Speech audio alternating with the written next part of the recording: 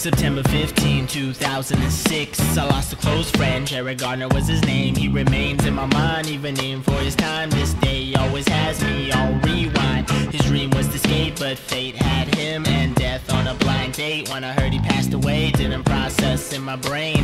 Lying in my heart could never be tamed. Just that morning for the 605 took his life. He told me I was destined to rock the mic. Back when between classes I would do a little spitting, he would tell me get a pen, have it written.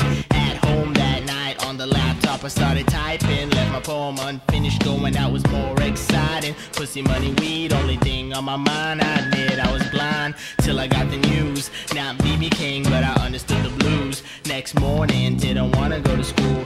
No words of wisdom by the ones teaching class could ever get me to stop thinking about the past. Always filled with peers and tears, made my vision clear. I will never know when the Green Reaper will appear, so I changed the way I viewed my existence. I started riding towards my goal with persistence. Jump into a plane and take flight, enjoying this thing from day to night. What a blessing to have met you in my life. Master of the board, where he skated was his territory. Anyone that speaks his story adds to the image of his prophesied glory.